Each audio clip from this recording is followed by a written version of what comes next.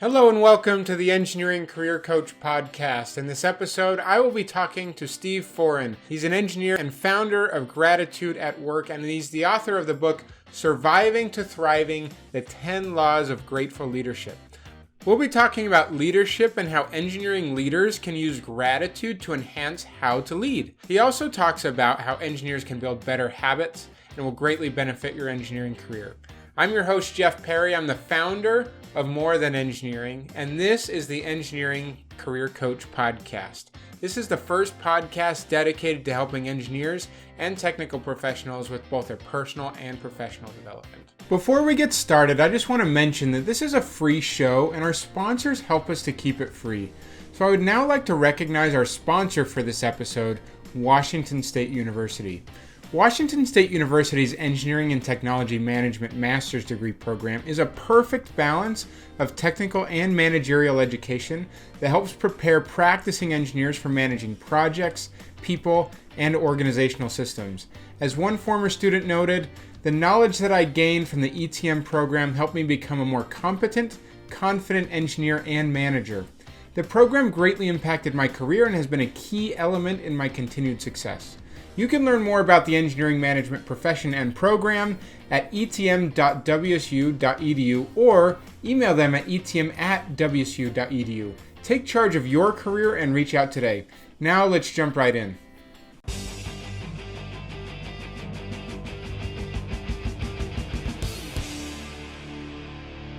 Now it's time to jump right into the main segment of our episode. Today I have the pleasure of talking with Steve Foran, the founder of Gratitude at Work. Steve, it's so fun to talk with you today. Thanks so much for coming on the show. Hey, Jeff, really appreciate it and look forward to our conversation here. I enjoyed the other conversations we've had off the show. Really looking forward to this one. Absolutely. So Steve, for those who don't know you, give us a little bit of background. Like in your own words, can you tell our listeners a little bit more about who you are, what you do on a daily basis, what you're all about? Yeah, sure thing. Steve Foran, live on almost the most eastern part of Canada, in a province called Nova Scotia, and I'm training. My undergrad training is as an engineer. Electrical engineer is my discipline, and today, the work that I do on a daily basis is make people happy. Okay, so tell us a little bit more about that. That's a little bit of a different take from an engineering background to making people happy. What does that actually mean? Well, what does it mean? So as an electrical engineer, for you that electrical engineers, you harness electrical energy. Today, in making people happy, I engineer a different type of energy, and that energy is gratitude. And so I wasn't trying to be cheeky with my answer, but when someone says, "What do you do?" I make people happy. Well, what do you mean? What do you do with that? I believe that gratitude is a foundational leadership skill.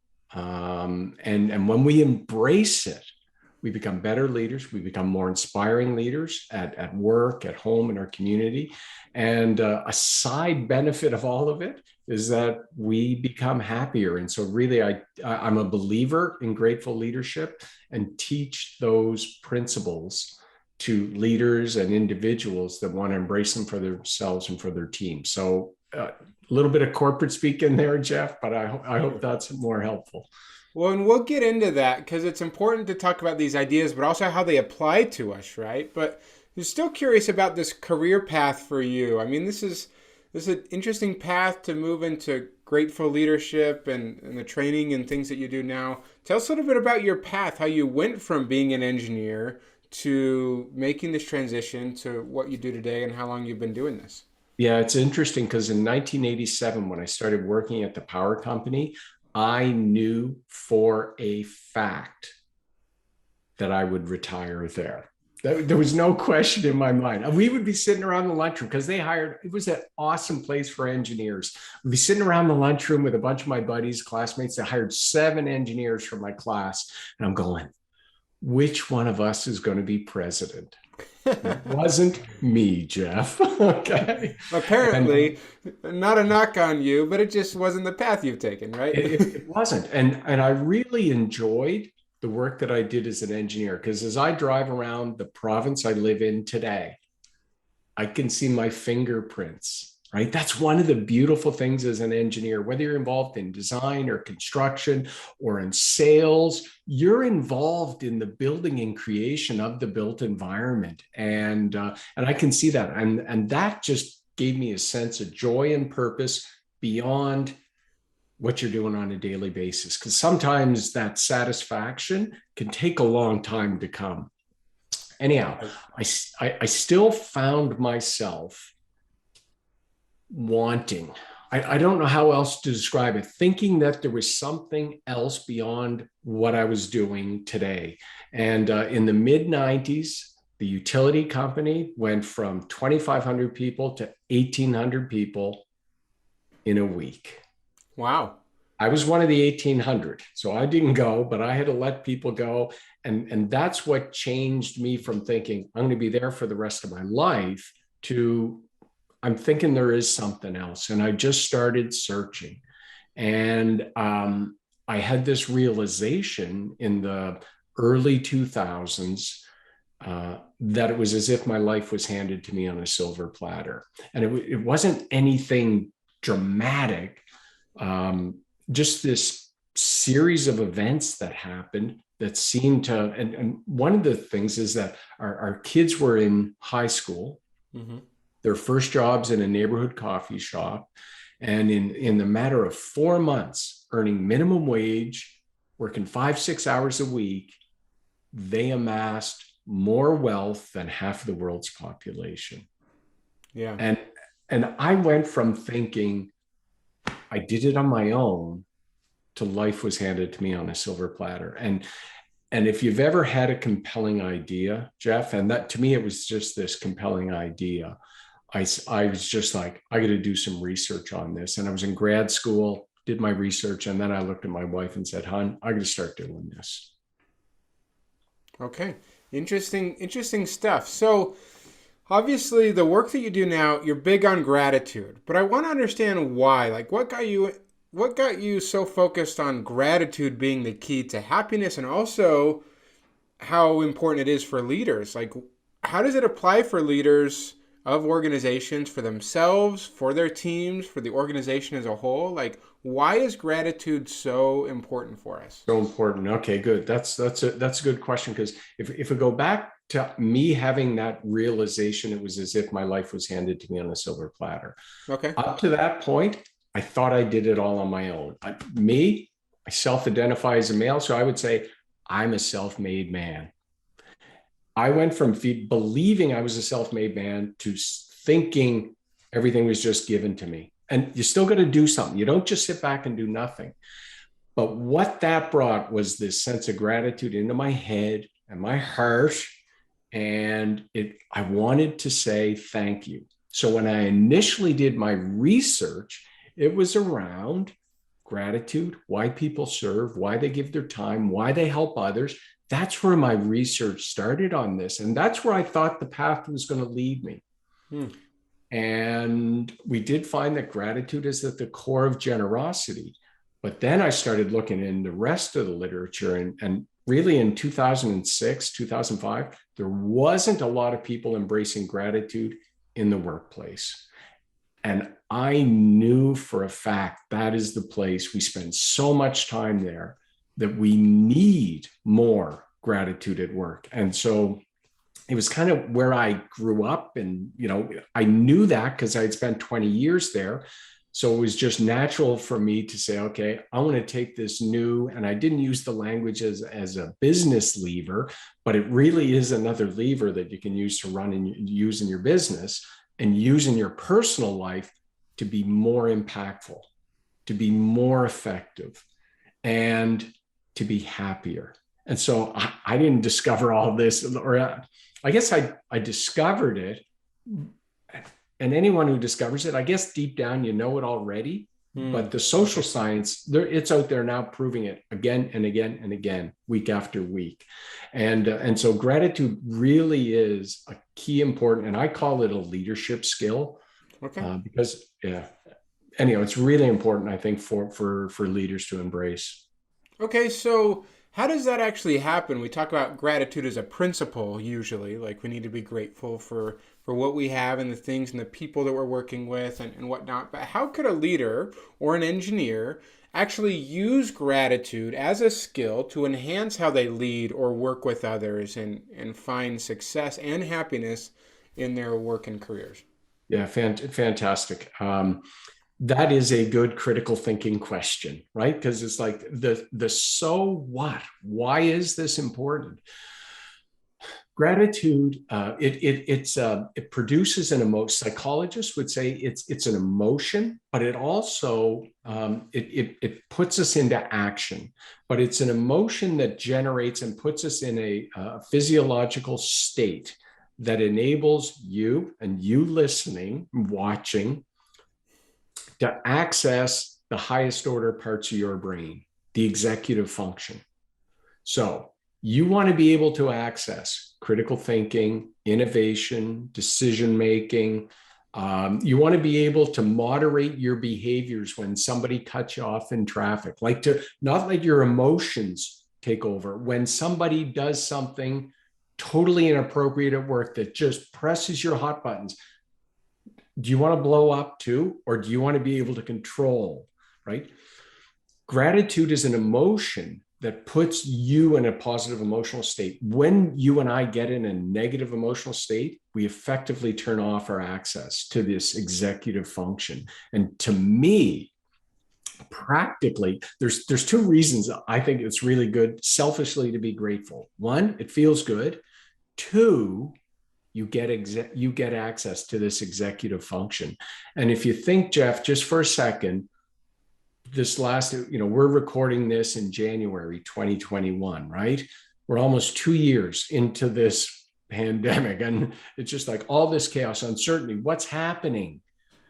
When all that's going on, what I would argue is that you need access to this higher order part of your brain and this executive function more than ever. And it could be the same thing when a project is running behind schedule, or when a customer calls you and says, we got this change order, we want to do something different. And you're thinking, oh my goodness, we're short on people. How are you going to deal with that? The best way to deal with it is be in a positive emotional state so you have access to your brain so that you can tackle it most effectively.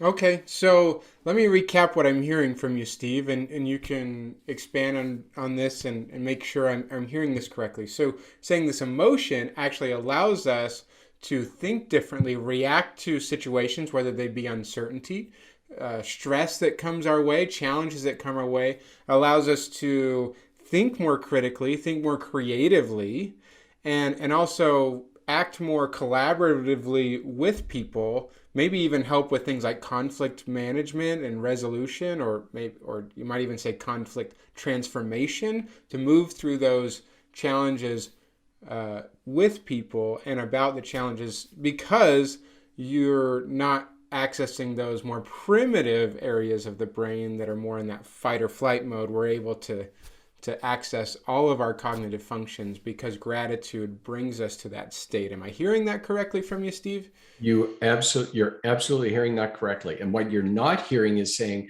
if somebody is underperforming in their role, saying, oh, great job, and pretend it's not happening.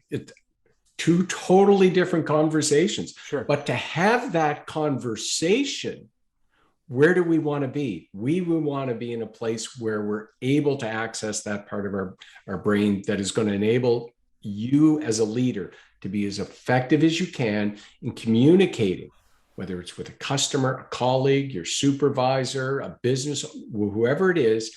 Could be around a challenging situation, could be on a performance issue, whatever it is. Gratitude is going to be a tool to help you do that.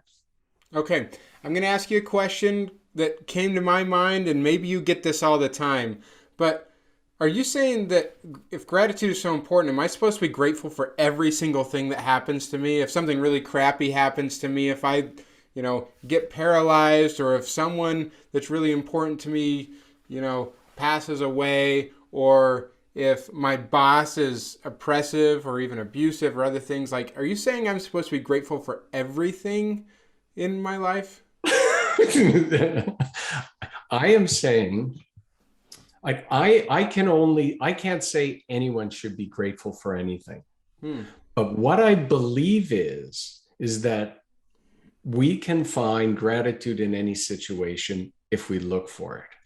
I do not believe that, some of these things being exploited, and like when my mom died in 2013, I am not grateful my mom died. But do you know what?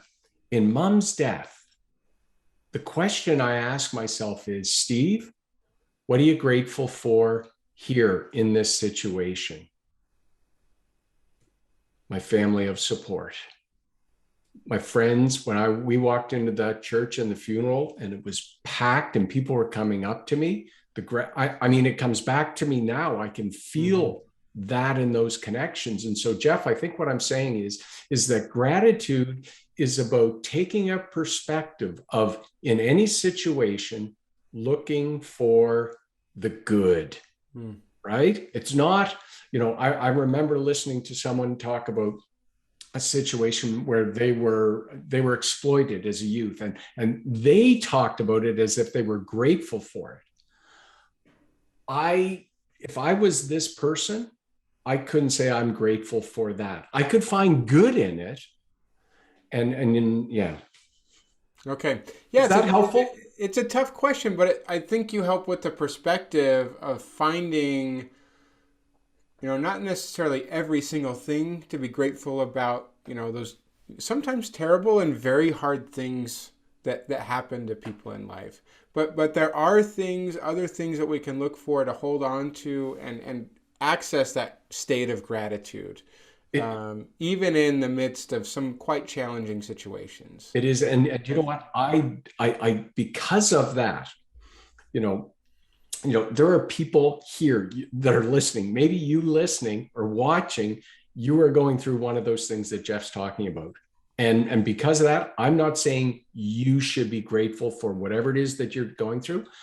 Sometimes it takes time for that perspective to come. And if it does, that's okay. If you can't find anything you're grateful for in this situation now, which is really a question about where's the good here? If you can't, that's okay. Don't beat yourself up over it. And, if someone has wronged you or abused you or done something, another way to find good in that is to forgive them, is to offer it's not gratitude, but one of the other ways to find good in terrible situations is to dive into this thing that we have to do of forgiving somebody else. Because when we forgive them, it doesn't mean we condone them or we agree with it, but it allows us and allows you to let go of it. Yeah. And forgiveness also doesn't mean that we're going to continue to open ourselves to being vulnerable to more challenges and exploitation or anything like that as well. So that's a good point. So thanks for sharing that, Steve. Now, Steve, I want to turn the corner here and also say, you've authored a book called Surviving to Thriving, the 10 Laws of Grateful Leadership. My understanding is that the book talks about how anyone really can master gratitude and create a life of their dreams, something that they're really excited about. So, and one of the things that's critical here is this idea of building habits that, aren't things that need to take a lot of time. Maybe something is about the same amount of time as brushing your teeth, right? So can you share some of these secrets and ideas to building these better habits that can help our listeners, our engineers, develop some habits that are going to help them be more grateful and experience some other successes in their lives? Yeah, I'm going to suggest 2 habits. Okay. One of them is recording what you're grateful for. Okay. And just do that on a daily basis. And it's pretty simple. It's a very simple idea. You think about it. And, because I said, I engineer a different type of energy. Yeah. Well, this is one of the ways you can engineer it in your own life. So number 1, record what you're grateful for. Either write it down on a piece of paper or record it electronically. Resist the temptation to just think about it, because when you record it, you get your physical senses involved, and it has a greater impact on your brain wiring. Mhm. Number two, consume other people's gratitudes. Hmm. So read or listen to what other people are grateful for. And for that, you need a community. And Jeff, last month, we featured you as the guest contributor on the daily gratitudes. You recorded your gratitudes each day. I was able to consume everyone in the community was able to consume your gratitudes. So what I want to encourage you as the listener to do is develop a habitual ritual. Like we each have morning routines. We brush our teeth in the morning. That's a habitual ritual. Build one around gratitude. Find a time in the day that works for you to record what you're grateful for, and find a community. It could be a partner, it could be work, it could be an external community where you can read or listen to what other people are grateful for so that you can consume it. And over time, what you will do, just like if I don't know, if you've gone to the gym or you work out or have done any training of any type, it's not like you do it once and all of a sudden you're going to run the Boston Marathon, but you do it over time. And pretty soon, what happens? You have these new muscles and you're going to notice a change in your life. I guarantee it. Very cool. Very cool. Well, Steve, this has been a fun conversation. Just any final pieces of advice that you would give our engineers out there? I would say, as an engineer, I said that, it came into my head and my heart. Mm-hmm. And as engineer, I tell people, it's like, they look at me and as I'm holding my hand over my heart and go, engineers, you guys have hearts? You folks have hearts? And I go, yes, they're dark charcoal gray, but we have hearts. Mm. Yeah. And I would say that those are some stereotypes about engineers that maybe we need to start breaking down. And maybe the gratitude practice is one of those things that's going to help us unleash some of those things as engineers and break through saying, hey, yes, we're people too. We're humans that also have feelings as well. And I guess what I'd say is embrace that. And it's okay to embrace it, like you said, Jeff. Absolutely. Absolutely. So at this point, we're going to transition into the Take Action Today segment of the show where I'll get one final takeaway from Steve.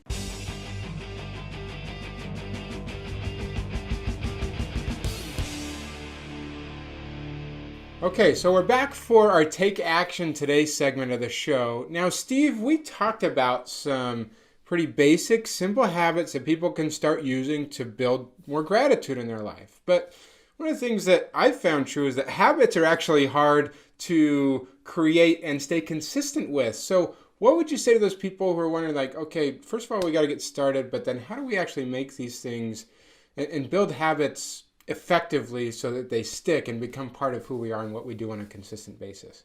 Yeah, thanks for asking that. One of the things that we know that helps us build and develop an effective habit is the presence of what they call triggers, right? And a trigger is simply a reminder, a prompt.